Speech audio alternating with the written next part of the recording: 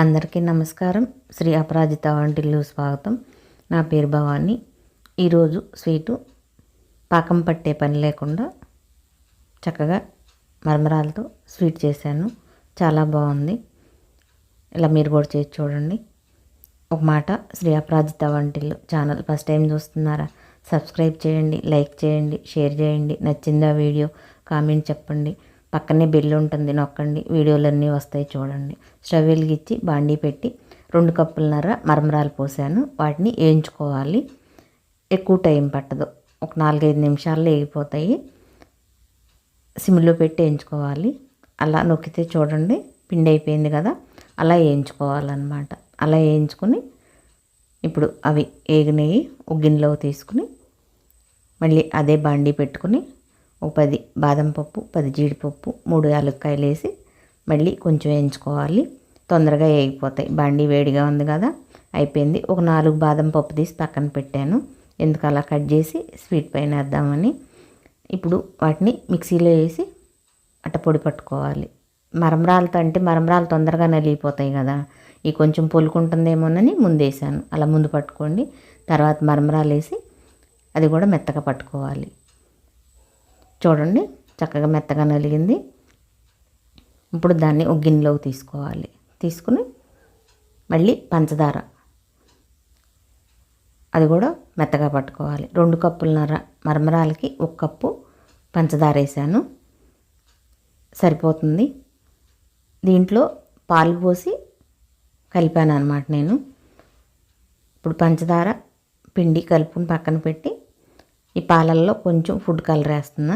ఎక్కువ వద్దు, కొంచెం వేసుకోవాలి. అది కూడా మీకు నచ్చితే వేసుకోండి, లేకపోతే లేదు, మామూలుగా చేసుకోండి. ప్లేట్కి నెయ్యి రాసి పక్కన పెట్టండి. ఇప్పుడు ఈ పాలు పోసి కలుపుకోవాలి. పాలు ఎక్కువ పట్టవు, కొంచెమే పడతాయి, చూసి కలుపుకోవాలి. ఈ పాల బదులు కొంచెం నెయ్యి వేసి కూడా కలిపి ఉండల్లాగా చేసుకోవచ్చు. ఇప్పుడు నేను చేసినట్టు అట్టాను చేసుకోవచ్చు, పాలు పోయకుండా.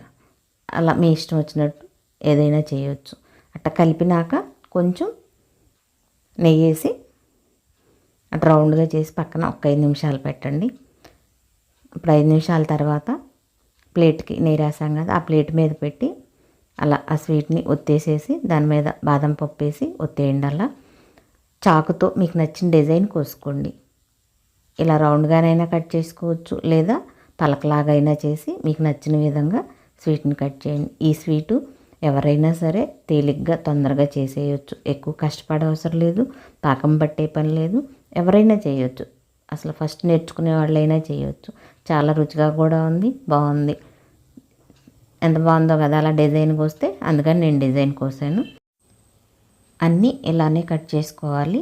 ఇప్పుడు అవన్నీ కట్ చేసి పక్కన పెట్టేసి ఇప్పుడు ఆ వచ్చిన దాన్ని మళ్ళీ అదంతా కలిపి మళ్ళీ ఇలా రౌండ్ చేసుకుని మళ్ళీ అన్నీ అలా కట్ చేసుకోవాలి. మళ్ళీ ఇంకొకసారి వస్తుందన్నమాట, అది కూడా అంతే కట్ చేసుకోవాలి. ఆ పిండి మిగిలిందంతా మీకు ఇలా బాదం పప్పు వద్దనుకుంటే జీడిపప్పుని ఒక్కో దాన్ని ఒక్కో స్వీట్కి పెట్టుకోవచ్చు.